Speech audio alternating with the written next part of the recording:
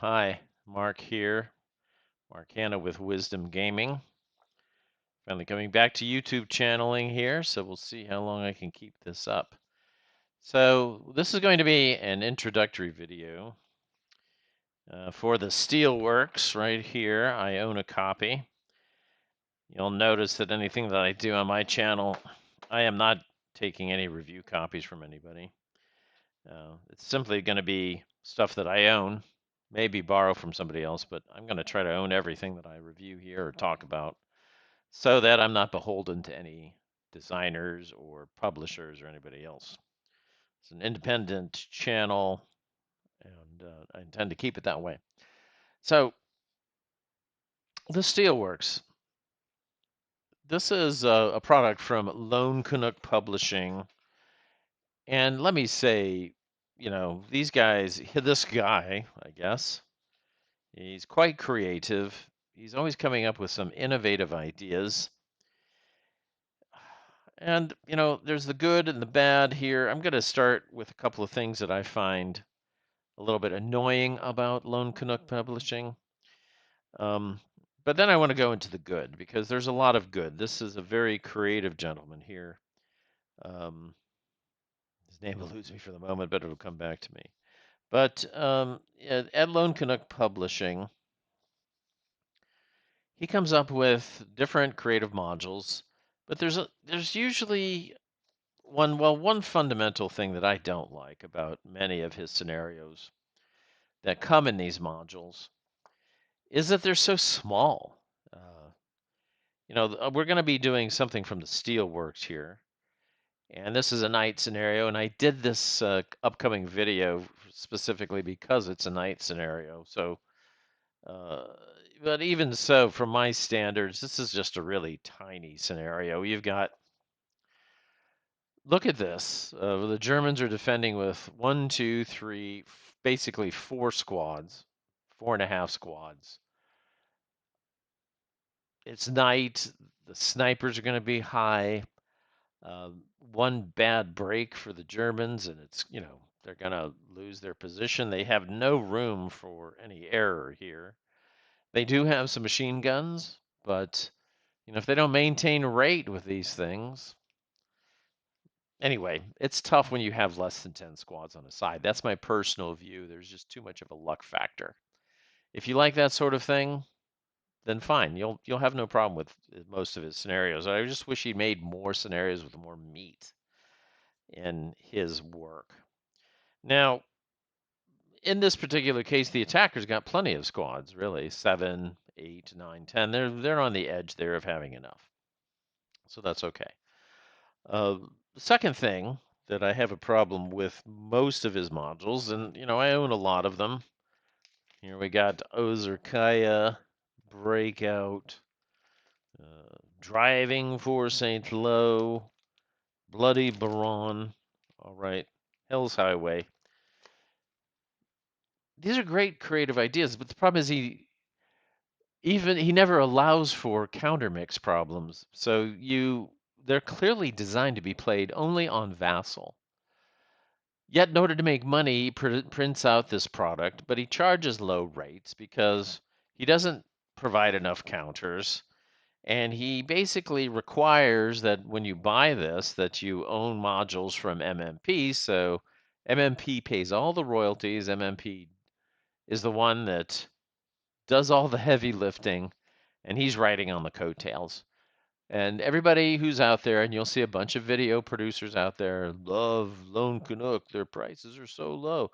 I'll tell you why they're low, because they're piggybacking off of MMP, who's paying the piper for this. They pay stuff to Hasbro. They print all the modules, all of the main things.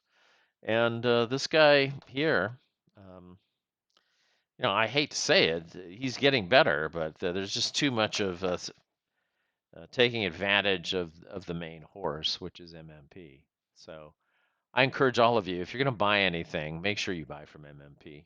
Everything they have. Well, maybe not the uh, starter kits. I'm not a big fan of starter kits, but that's because I'm old school. But buy everything you can from MMP. And if you got money left for guys like this, then spend the money on them. That's my opinion on the matter. So, all right, that's out of the way here. Now, getting to a couple of good things, and then one bad thing about the good thing is I do love his innovative ideas, and this one is no exception. The Steelworks here.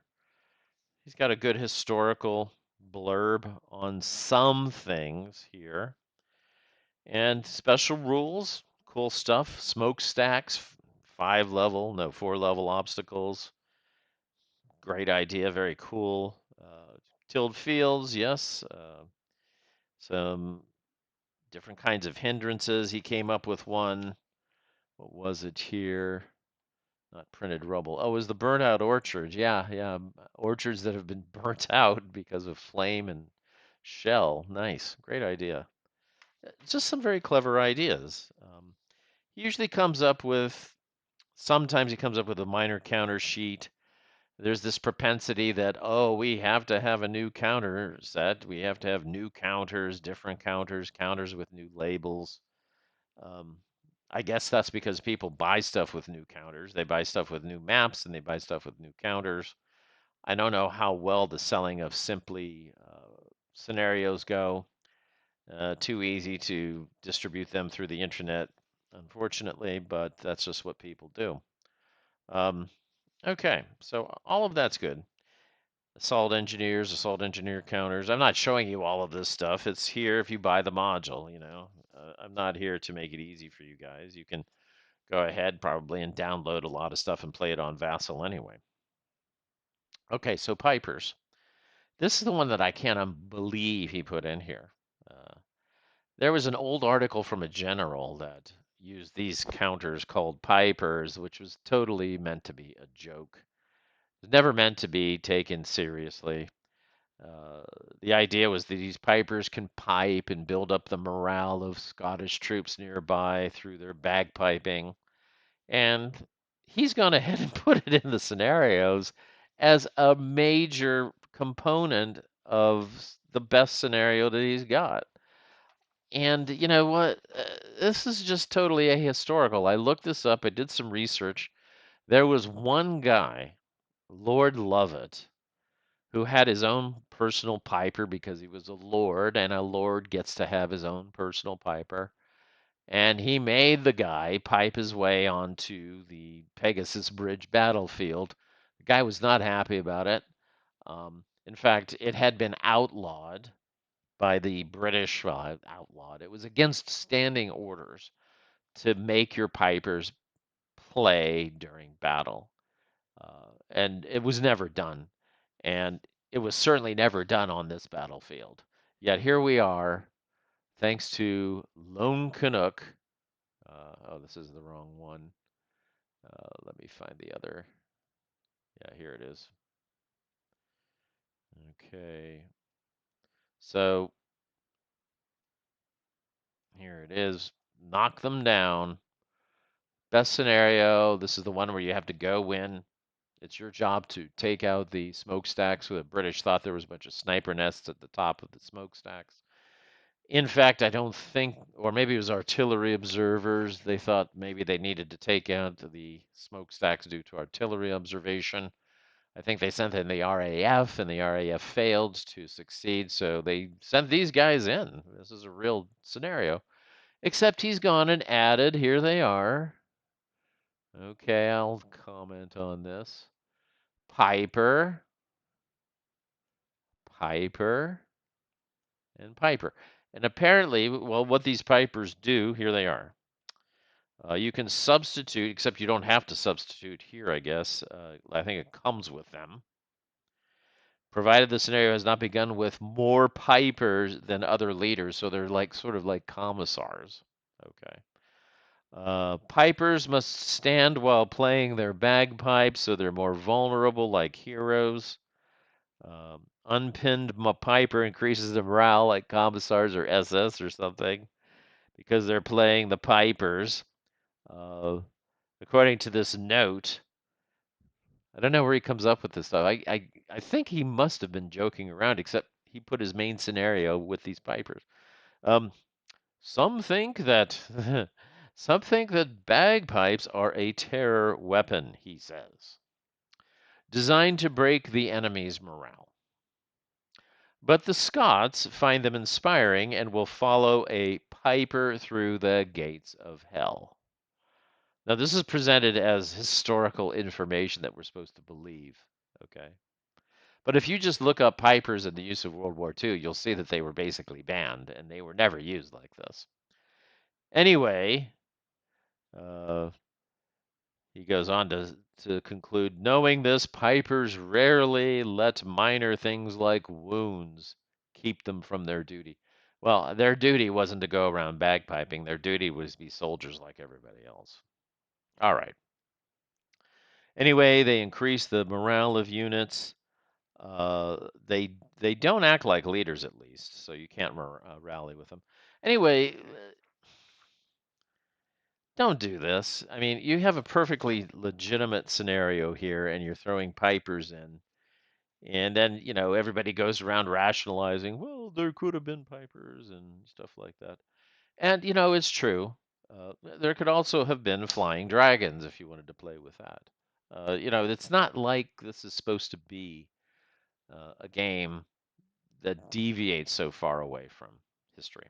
All right. So there, I've said my piece about this annoyance of this, but the creative ideas the guy brings they are tremendous. I have to say, he's got Bangalore torpedoes here. This is something the game has always lacked. This idea that you use a satchel charge for a Bangalore torpedo. This is supposedly what you're supposed to do in the game. No, the Bangalore torpedoes were specialized weapons designed to blow through wire and so forth. So they don't act the same as satchel charges. You don't throw a Bangalore torpedo at a pillbox or a tank. You use it for clearing mines. Now, I suppose maybe they were thinking that sappers get the -2 DRM, so there shouldn't be a need for an ordnance weapon to help blow out mines. But why not have it? It totally makes sense. So I like this idea of Bangalore torpedoes. He's also got a specialized demo charge here called a Hayrick. It's a heavy payload DC, and these were particularly used to take out these smokestacks when the British went in on that. So, like I said, many good ideas. Great. I just really have the most mixed feelings I have on the planet here for Lone Canuck Publishing. All that being said, hey, he's a creative element, a creative force in the game. All right, so getting back then down to the part 2 of this, I am showing you that I'm playing this scenario. Here I've made confidential, well, just to help protect the owner of the scenario and game that, if you want to have a copy of the scenario, you're not going to get it from this. Okay, you're going to see some stuff here, though. So the idea is that the British come in from off board. It's a pure night scenario. There are some special rules. These are mostly terrain rules, the Steelworks special rules he talks about here. You have night rules, and he's got another good thing. He's got a machine gun nest rule, which is a clever idea. Basically, you can put the heavies into the machine gun nests, which are pillboxes, but if you take them out, they change to MMGs, and they are no longer HMGs. Good, very clever idea. So yeah, I've got the scenario coming up. I played it over a period of 6 different sessions, and then I spliced it all together. I was using a different kind of video editing and a video creation piece of software that for some reason actually had a fundamental error and it would not properly record one of my sessions. And that's why I actually put this whole thing aside for about a year because I didn't really want to spend the money during the time of that year buying something that was more expensive than the cheap thing I bought, but you get what you pay for. So now I've got something a little more expensive, a little more reliable here. Let's see how it does. I'm recording on it right now, full screen, so you see what you see. All right, so anyway, the scenario will be about this, and it shows different things that happen at night in ASL. Hopefully useful for people who've never played Night. Hopefully I didn't make too many mistakes, but inevitably probably there's something in there that I missed. Just have to live with it. Anyway, thanks a lot for listening to me here and for watching the subsequent video. Hit like, hit subscribe if you want. Happy to, I'm really planning on getting this channel running more effectively again. So anyway, that's it. Take care.